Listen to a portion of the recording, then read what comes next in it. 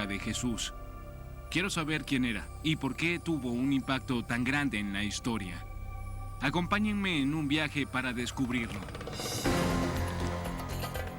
A fin de descubrir la diferencia entre los hechos y la ficción, conoceré a los arqueólogos, eruditos y hombres de fe más importantes del mundo. Los antiguos evangelios han sido puestos en entredicho y otros nuevos han sido encontrados. En lo que respecta a la vida de Jesús de Nazaret, ¿qué es realidad y qué es mito? Jesús ha dominado 2000 años de historia occidental. Millones de personas le han dedicado sus vidas. En su nombre se han librado guerras. Pero en realidad, ¿quién era este hombre? Esta es mi búsqueda de la verdad. La vida desconocida de Jesús.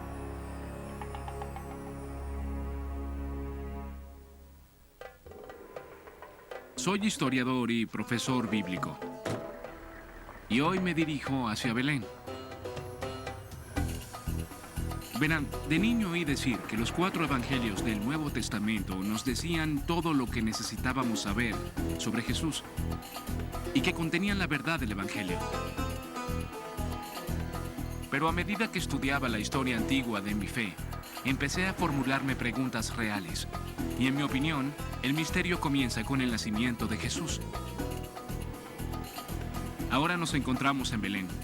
Hemos cruzado hacia Cisjordania. Es como si hubiéramos llegado a otro país, con una frontera, un muro y una cerca. Esta es la realidad de la Tierra Santa. Belén es hoy en día una bulliciosa ciudad palestina. Pero hace 2000 años era un pequeño pueblo bajo la sombra del Imperio Romano. En el año 200 a.C., Roma comenzó a expandirse más allá de Italia y con el tiempo llegaría a dominar todo el Mediterráneo. Para la época en que Jesús nació, el imperio estaba empezando a controlar la antigua tierra de Israel. Imagínense la historia del nacimiento. Jesús en un pesebre, María y José, los Reyes Magos, Herodes. Al parecer, todo ocurrió aquí. ¿En serio? De acuerdo con los evangelios de Mateo y Lucas, Jesús nació en Belén.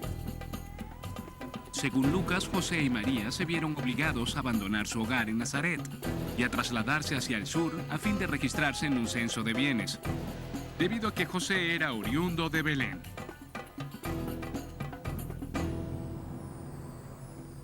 Muchos de los eruditos bíblicos más importantes del mundo cuestionan esta parte de la historia, entre ellos el sacerdote dominico Jerome Murphy O'Connor.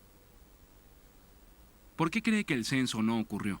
Conocemos, por ejemplo, las normas de los censos romanos de Egipto, y todas estipulan lo que uno esperaría, que todos permanecieran en sus hogares. Claro, ¿para qué viajar para censarse? Uno se puede censar donde vive y trabaja.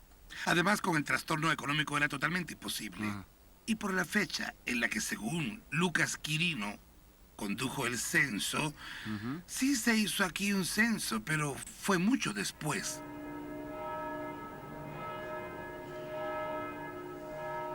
Quizás 10 años más tarde. Y sin el censo, la familia sagrada ni siquiera tenía razón para estar en Belén. Permítanme decirles algo. Esta nación crea un conflicto real para quien, como yo, fue criado con estas tradiciones. La Iglesia de la Natividad se erige sobre el mismo lugar en el que, según la tradición, Jesús nació. La escena del pesebre que vemos representada todos los años durante la Navidad ocurrió supuestamente justo aquí. Ahora no estoy tan seguro. Una de las personas que ha cuestionado seriamente toda la historia del nacimiento es el famoso historiador bíblico John Dominic Crossan. ¿Cree que el nacimiento fue un hecho histórico? No creo que el nacimiento sea un hecho histórico, ni que el Evangelio de Mateo, ni el de Lucas. Todos los detalles son muy diferentes, los combinamos en nuestros pesebres, pero son distintos. Considero que cada versión es más parábola que historia. ¿No cree que haya sucedido? No, por ejemplo, Mateo presenta a Jesús como el nuevo Moisés. Herodes asesina a los niños, al igual que lo hizo el faraón en el Éxodo. Es una parábola poderosa, pero no es un hecho histórico. John Dominic Crossan me recuerda una historia que todos hemos escuchado al menos una vez. Los Reyes Magos, provenientes del este, predicen el nacimiento del Mesías y le dicen al perverso rey Herodes que ha nacido el verdadero líder del pueblo judío. Entonces Herodes ordena el asesinato de todos los recién nacidos de Belén, en lo que se conoce como la matanza de los inocentes. John Dominic tampoco cree que este sea un hecho histórico, pero es un hombre de fe, por lo que le pregunto si se le dificulta lidiar con el conflicto entre los hechos y la fe. ¿Es difícil vivir en este conflicto? En mi opinión, se trata del conflicto de la vida. Sí. Supongo que debo confesar que nunca me pareció difícil, sino emocionante. Uno de los personajes de la historia del nacimiento que me causa fascinación es el rey Herodes el Grande. Y no hay duda de que haya existido. Era el rey judío de la provincia de Judea en la época del nacimiento de Jesús. Durante su reinado, Judea fue devorada lentamente por el Imperio Romano. ¿Cómo sé que existió? Porque su nombre aparece en todos los libros de historia, y las ruinas de sus construcciones están por todo el Israel de la actualidad. Quiero encontrar la verdad que hay detrás de este famoso villano y su relación con Jesús. El mejor lugar para encontrarla se llama Cesarea. Cesarea es la ciudad portuaria que Herodes diseñó y erigió desde cero, justo antes del nacimiento de Jesús. Se trataba de una verdadera obra maestra, el puerto más grande del Imperio Romano. Herodes intentó construir una pequeña Roma dentro de Israel.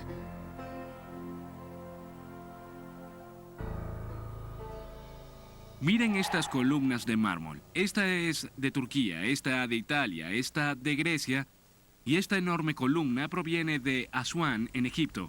Fue traída hasta acá por Herodes el Grande. Con solo observar la cantería de Cesarea, sabemos cuán internacional y poderoso era Herodes.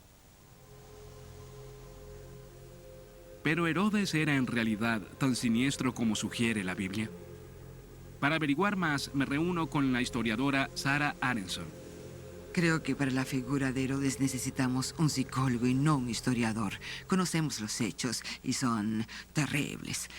Asesinó a la esposa que más amaba, estranguló y ahogó en una piscina a los 2 hijos que ella le dio y podría contarle muchas atrocidades. Pero creo que sus otras características deberían adjudicarle un mejor lugar en la historia. Deme un ejemplo. Pues creo que fue uno de los más grandes constructores. Introdujo características romanas en el paisaje. Como hombre de Estado, se le puede comparar con los más grandes reyes de Judea que gobernaron 1000 años antes que él. Fue el verdadero rey de los judíos.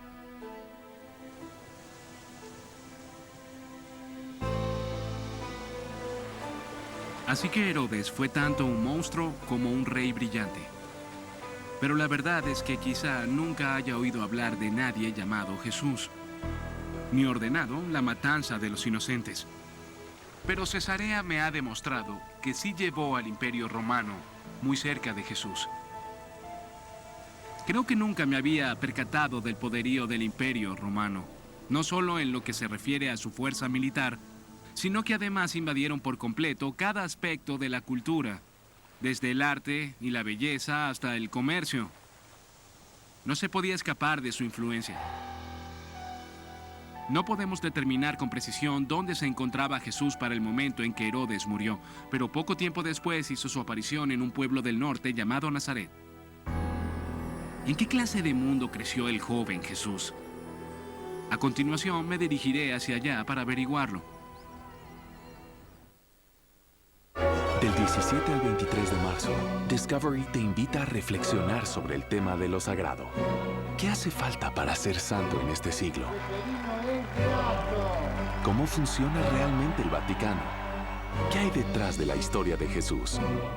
Una semana con documentales en estreno para indagar, profundizar y encontrar respuestas. 7 días de reflexión, solo en Discovery Channel.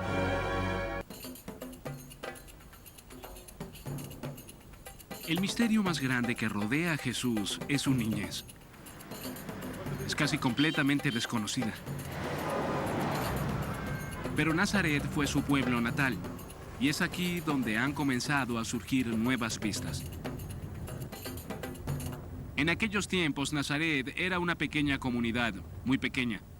Imaginaba que Jesús pertenecía a una familia de obreros de la clase media, pero su mundo era muy diferente, era pobre. Según el Nuevo Testamento, Jesús pertenecía a una numerosa familia de campesinos. Su madre María tenía 5 hijos y algunas hijas. El Evangelio de Mateo señala además que Jesús siguió los pasos de su padre José al hacerse carpintero.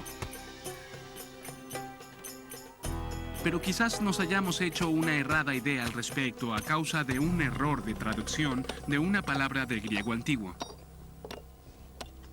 En la Biblia, Jesús es llamado Tecton, y muchos han interpretado esa palabra como carpintero. Pero en realidad es constructor, y en esta parte del mundo se construye con piedra. Bien, justo en el corazón de Nazaret encontraron una cantera, una antigua cantera de 2000 años de antigüedad. De hecho, se pueden ver los cortes que le hicieron a la roca para extraer la piedra caliza que necesitaban para construir sus hogares. Es muy fácil imaginar que Jesús estuvo justo aquí.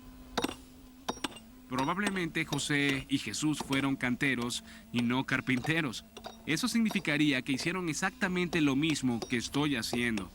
Quizá incluso en el mismo lugar. A tan solo 6 kilómetros de Nazaret se encuentra otra pista sobre la niñez de Jesús. Se trata de una ciudad judía llamada Séforis, que se encontraba en construcción cuando Jesús era un niño. Séforis era una numerosa y adinerada comunidad, construida para los aristócratas judíos que cooperaban con los romanos. Con echar un vistazo a Séforis se podía notar la influencia de Roma. Pero esta ciudad no fue edificada por los romanos, sino por los canteros locales. Creo que Jesús podría haber trabajado aquí junto a su padre José, no como carpintero, sino como cantero. Es probable que en su juventud haya contribuido con la construcción de Séforis, sintiendo no solamente el sol abrasador, sino también el peso de la ocupación romana. Existe tan solo otro rastro de los primeros años de la vida de Jesús. El Evangelio de Lucas habla del día en que a los 12 años se alejó de sus padres en Jerusalén y estos tuvieron que ir en su búsqueda. Finalmente lo encontraron en el templo, entre los sabios, a los que escuchaba y hacía preguntas. Y tal como nos dice el Evangelio de Lucas, todos los que lo escuchaban se maravillaban ante su entendimiento y sus respuestas. Jesús creció entre personas muy devotas, rodeado por un mundo de poderosas creencias judías.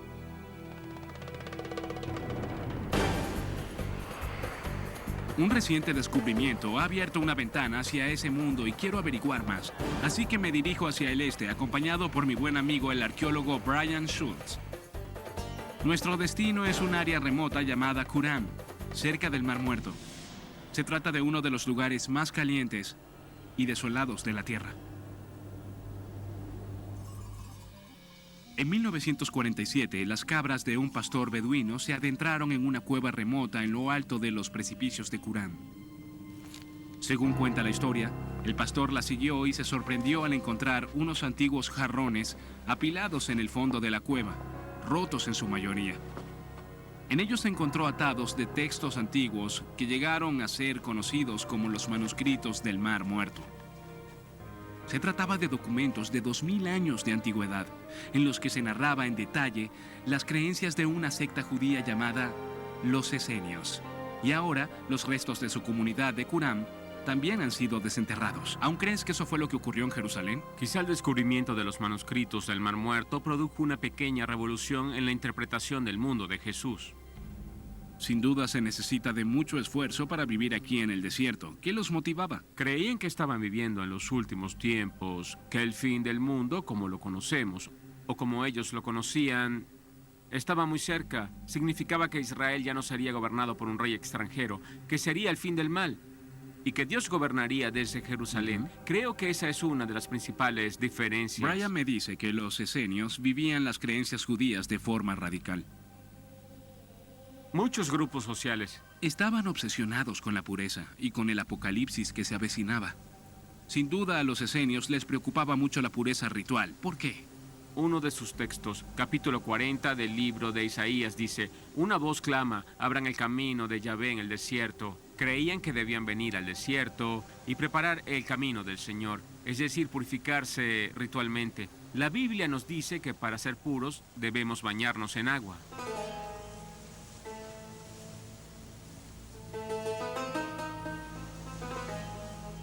Para conseguir lo que llamaban agua viviente, para sus baños rituales, los esenios tenían que capturar el agua de las crecidas, por lo que no tuvieron otra opción que diseñar uno de los acueductos más sorprendentes del mundo. Cielos, entonces millones de galones pasan por aquí. Sí. Llega casi a la altura de aquella roca. Muchísima agua. Oh, Para entrar en este túnel, tendremos que arrastrarnos un poco. Cuidado con tu cabeza. de acuerdo. Cielos. En algunos lugares los ingenieros esenios tuvieron que canalizar el agua a través de la sólida roca para llevarla hasta los baños rituales de la comunidad.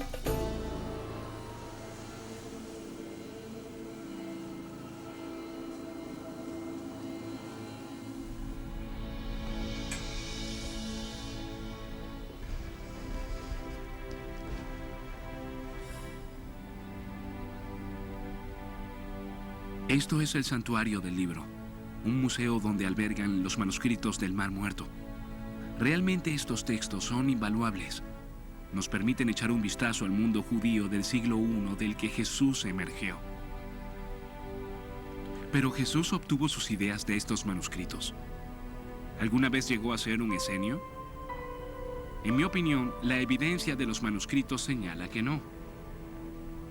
La mayoría de los textos proviene de la Biblia hebrea, que es esencialmente igual al Antiguo Testamento cristiano. Además, hay registros detallados de las normas de la comunidad. Todos dejan en claro que los esenios fueron una estricta y conservadora secta judía que no admitía a los extraños. Ese hecho, aunado a sus obsesiones apocalípticas, los hace parecer muy distintos a Jesús. Jugaban un rol importante en su mundo, pero él no era parte de ellos. Y aún necesito averiguar cómo Jesús se convirtió en quien fue. Para averiguar aún más, me dirijo al lugar en el que vivió. Enseñó y predicó un mensaje que era original y revolucionario.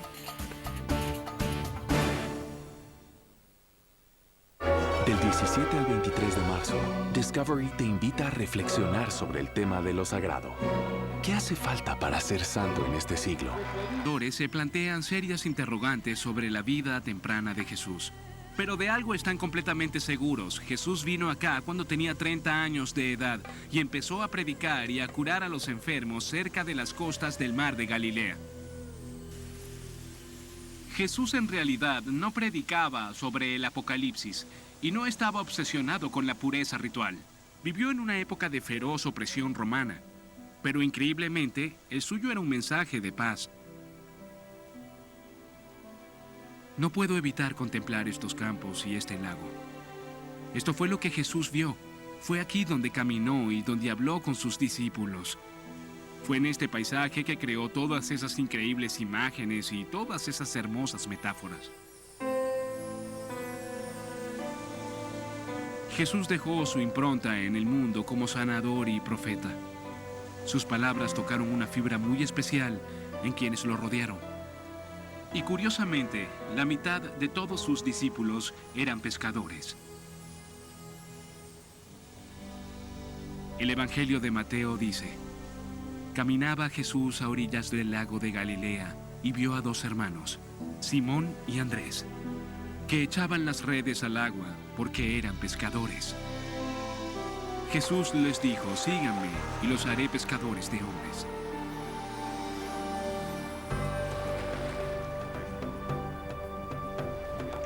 Muchas veces me he preguntado sobre esta relación. Sabemos que Jesús entendía las vidas de las personas sencillas.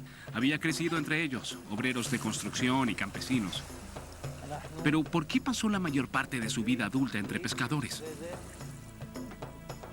Es sorprendente que la pesca no haya sufrido muchos cambios en 2000 años. Aún se pesca con redes en el mar de Galilea. Es genial. Jesús dijo que el reino de Dios era como una red que se echa al mar. Al volverla a sacar está llena de todo tipo de peces. Luego se separa los buenos de los malos.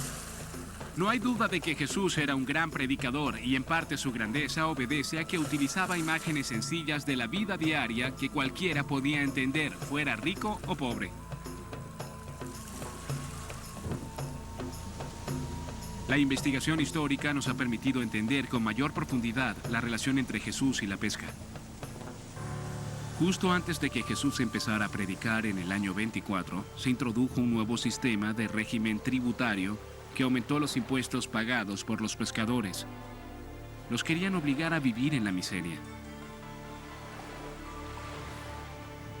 Quizás eso los hizo tan receptivos al mensaje de esperanza de Jesús sobre la existencia de otro camino.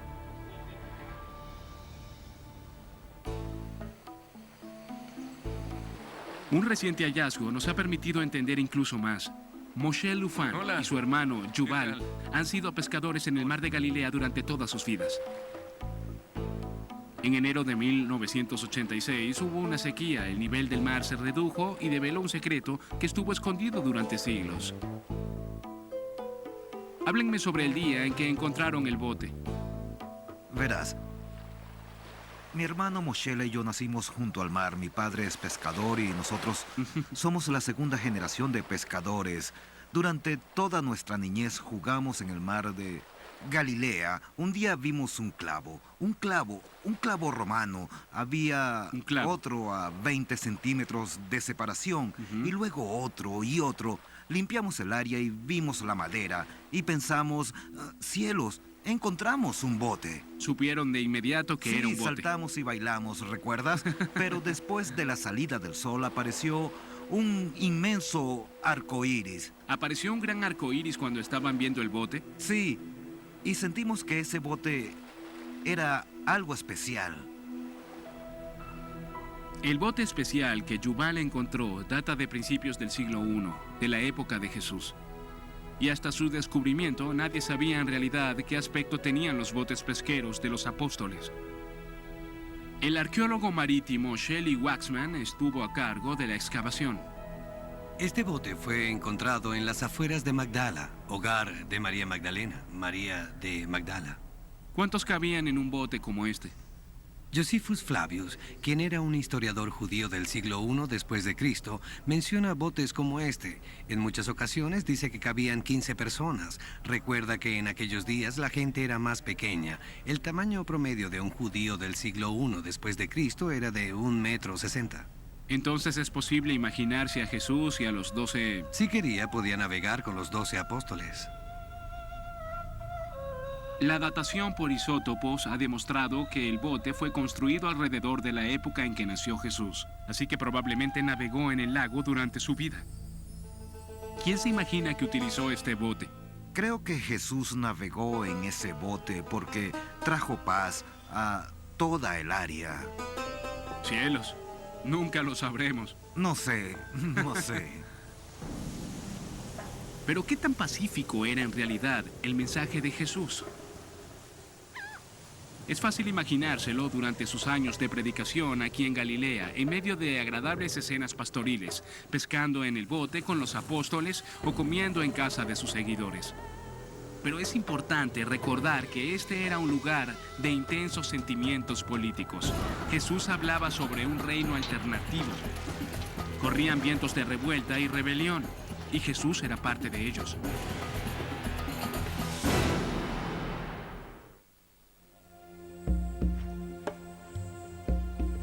Cada mañana despierta una cebra y conoces las reglas. Si eres fanático de Discovery Channel, tienes otra opción para seguir. Jerusalén. No conozco otra ciudad como esta, tan hermosa o desgarrada por siglos de conflicto religioso y político. Estoy en el Monte de los Olivos. Según los evangelios, Jesús entró en Jerusalén por aquí durante el Domingo de Ramos, pero la ciudad que vio era muy distinta a la que veo yo hoy. La Jerusalén de Jesús era una Jerusalén antes del cristianismo, antes del Islam. Era enorme para los estándares de la época. Hogar de aproximadamente 100.000 personas. En el centro de la ciudad se encontraba el corazón simbólico del judaísmo, el gran templo, el más sagrado de todos. Los romanos saquearon Jerusalén y destruyeron el templo en el año 70, tan solo 40 años después de la muerte de Jesús. Hoy en día lo único que queda en pie es el recinto exterior, llamado muchas veces el Muro de los Lamentos o de las Lamentaciones. Los fieles vienen aquí a recordar y a orar. Es uno de los lugares más sagrados de la tierra. El templo en el que Jesús oró puede que haya sido destruido, pero cerca de aquí se encuentran antiguos vestigios de la ciudad que conoció. Calles, mercados, casas. Jerusalén es el destino final de Jesús. Fue aquí donde decidió tomar una singular e irreversible medida. Cerca de aquí sucedió algo que selló el destino de Jesús. Me dirijo a ver uno de los más destacados eruditos bíblicos de nuestros días, John Dominic Crossan. Espero que me pueda contar más sobre ese día. El día en que Jesús entra en el gran templo por última vez. ¿Por qué Jesús se metió en problemas en el templo? Porque fue para crear problemas al manifestarse contra la colaboración de los altos sacerdotes con el poder romano. ¿Fue intencional? Ya lo creo. Y lo hizo durante la Pascua, el momento más volátil del año. El Nuevo Testamento dice, después de llegar a Jerusalén, Jesús entró en el templo y echó fuera a todos los que vendían y compraban en los patios. Derribó las mesas de los que cambiaban monedas, lo mismo que los puestos de los que vendían palomas, y les declaró, Dios dice en la Escritura, mi casa será llamada casa de oración, pero ustedes la han convertido en cueva de ladrones. Entonces Jesús entra en el templo y derriba las mesas. ¿Por qué? El templo es la casa de Dios. Pero en ese momento era dirigido por las autoridades eclesiásticas, quienes tenían que colaborar con la autoridad imperial romana. En tiempos de Jesús, Roma era el imperio que gobernaba, y Jesús estaba inmerso en su propia tradición judía. Con su reacción, Jesús señala que no es así como Dios quiere que funcione el mundo, y eso es subversión. Entonces, ¿cree que el mensaje de Jesús era subversivo en lo que al imperio se refiere? Era muy subversivo y pertenecía a la larga tradición de la Torá judía, de los profetas judíos, quienes habían insistido desde la época de los egipcios en que Dios estaba en contra del imperio porque era injusto. Creo que en realidad nunca había entendido el gran poder político de las acciones de Jesús. Su contexto político desapareció en el cristianismo que conozco. Creo que a la mayoría le gusta imaginarse un Jesús con una limpia túnica blanca, un fajín azul y el cabello largo. Esas son las imágenes con las que crecí.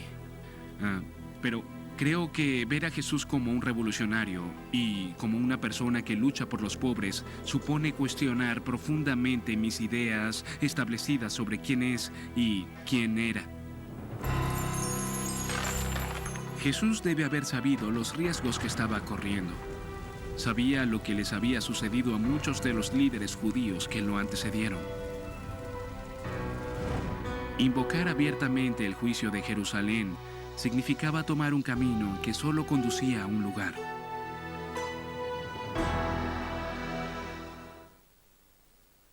Del 17 al 23 de marzo, Discovery te invita a reflexionar sobre el tema de lo sagrado.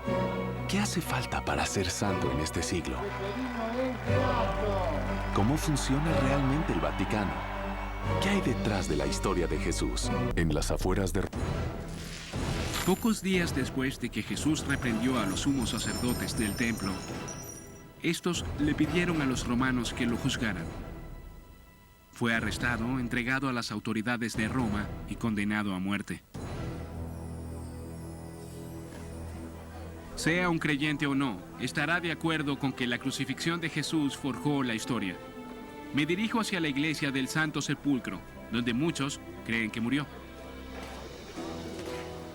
Se dice que la iglesia se construyó en lo que se solía conocer como Gólgota, el lugar de la calavera, el sitio de la crucifixión. Hoy en día es una iglesia, y es donde me encontraré por última vez con Dominic Crossan. Dominic, hola. ¿Cómo estás, Ken? ¿Entramos y vemos la iglesia? Sí, de acuerdo. Los peregrinos han visitado la iglesia durante 17 siglos, en búsqueda de algún tipo de contacto con la vida del hombre al que adoran como su salvador.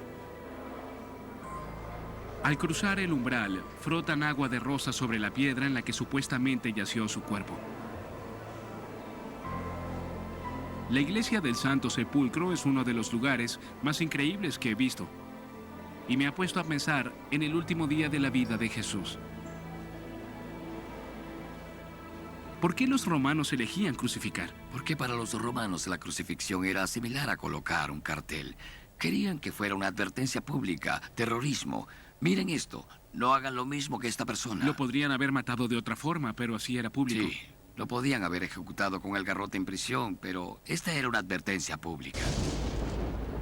Es decir, los romanos ejecutaron a Jesús del mismo modo que a todos los agitadores que se oponían al gobierno imperial. La pregunta que me fascina es, ¿por qué ese no fue el final de la historia?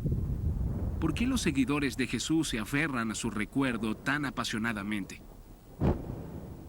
Háblanos sobre las semanas y meses posteriores a la muerte de Jesús. ¿Cómo sobrevivió la comunidad? Verás, el asunto principal es que el mismo Jesús les dijo antes de morir que no todo dependía de él, que el reino de Dios no era un monopolio. Ellos eran parte del reino. Eran parte de él. Ya lo tenían en su poder. Así que lentamente, pero con paso firme, después de décadas de tradición oral, empezaron a escribir. Y esa fue una decisión muy importante porque las escrituras perduran. Ahora los miembros de este culto judío disidente eran llamados cristianos. Sus comunidades comenzaron a surgir a lo largo y ancho del Imperio Romano. Se esparcieron por doquier con tal rapidez que hasta la actualidad aparecen nuevos datos sobre Jesús en los lugares más inesperados. Voy a un pueblo llamado Nag Hammadi, al sur de Egipto. Es un lugar que muy pocas veces visitan los extraños, pero es la zona de un descubrimiento arqueológico que ha cuestionado seriamente lo que sabemos sobre Jesús y quiero verlo en persona.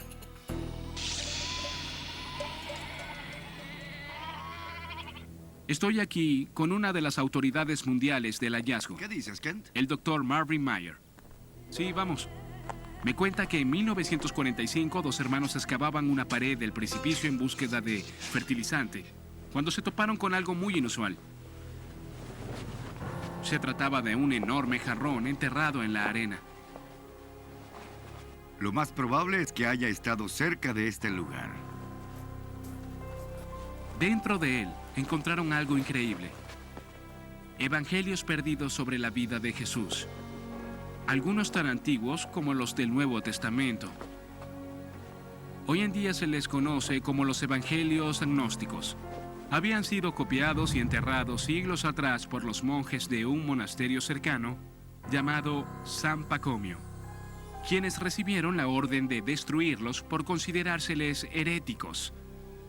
Pero en vez de obedecer, los escondieron. Ayúdanos a entender cómo debe haber sido para esos monjes venir hasta acá a enterrar esos manuscritos.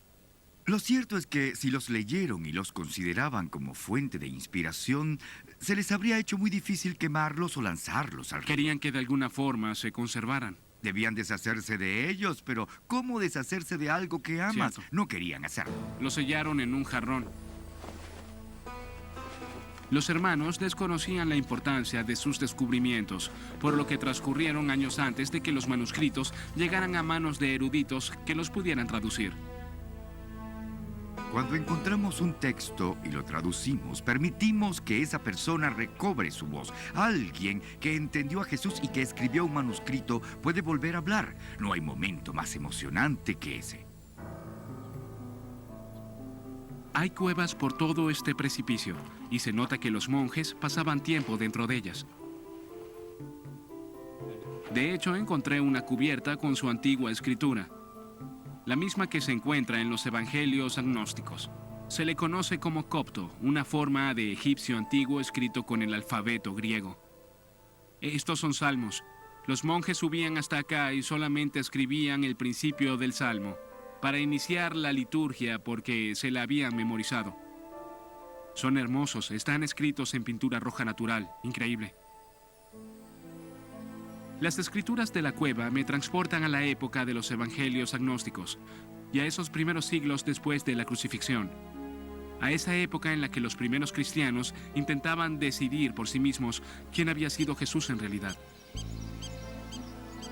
Pero ahora necesito descubrir por qué eran tan peligrosos los evangelios agnósticos.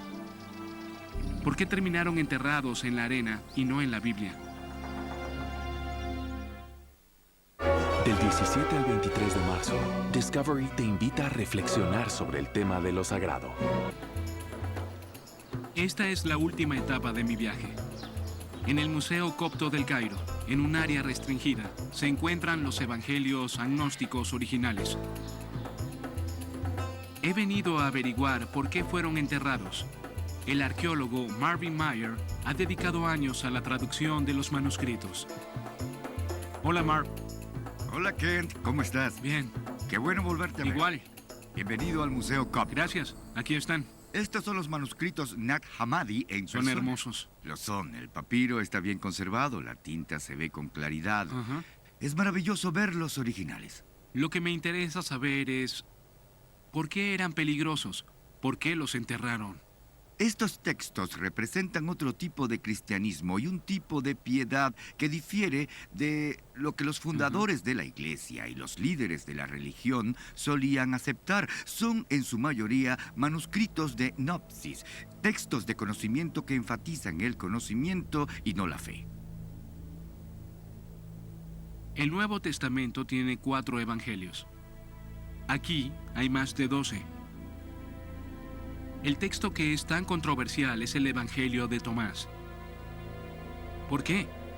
Porque pone en entredicho la creencia central del cristianismo.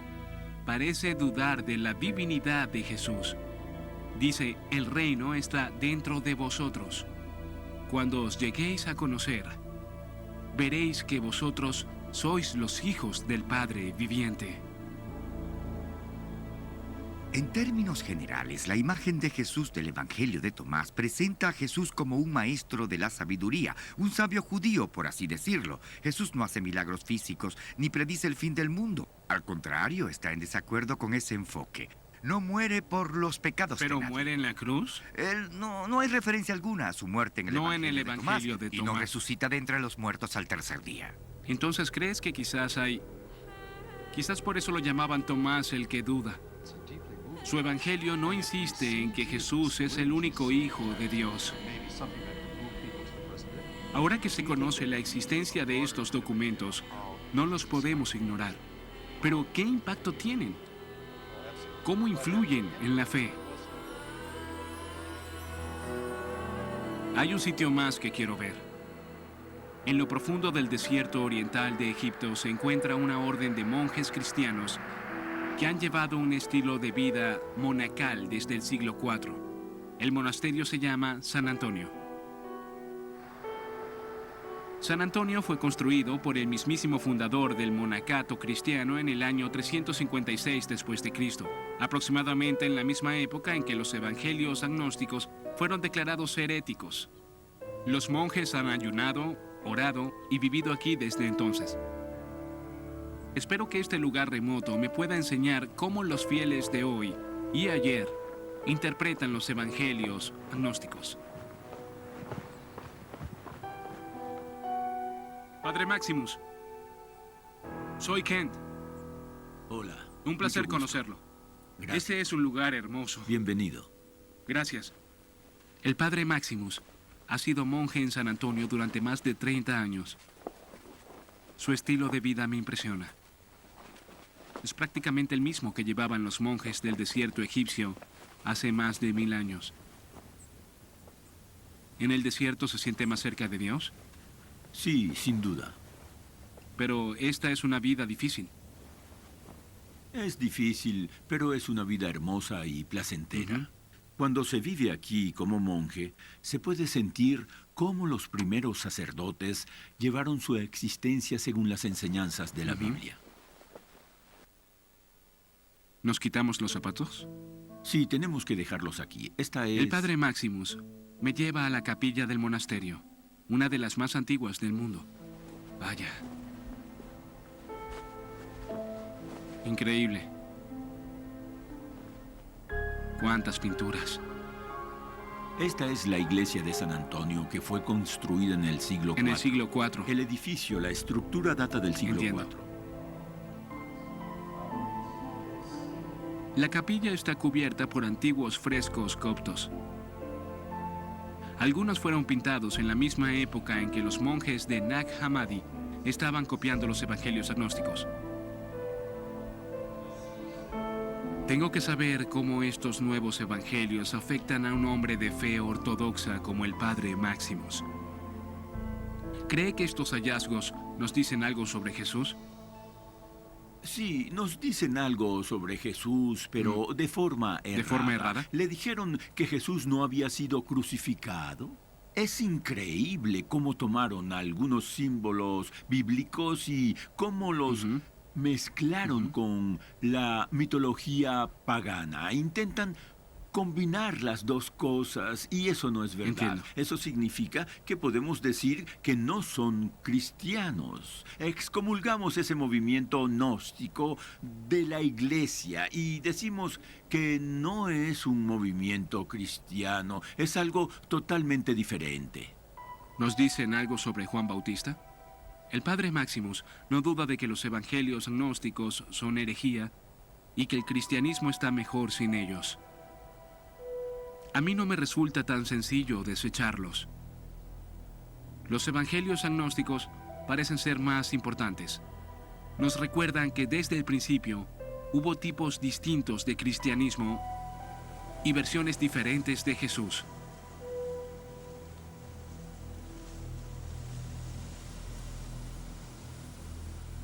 Me embarqué en un viaje en búsqueda de Jesús, el hombre. ¿Pero a dónde he llegado? Creo que he descubierto que mientras más lo buscamos, más preguntas se acumulan.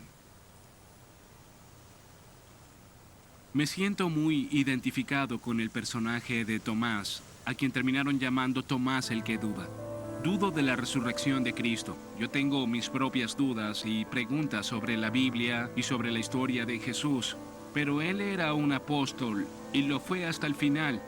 Y creo que en parte de eso se trata la honestidad, en intentar lidiar con parte de estas ideas.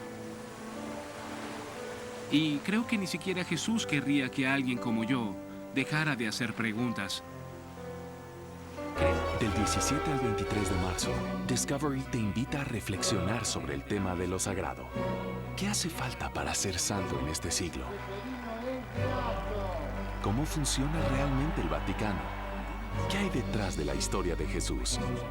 Una semana con documentales en estreno para indagar, profundizar y encontrar respuestas. 7 días de reflexión, solo en Discovery Channel.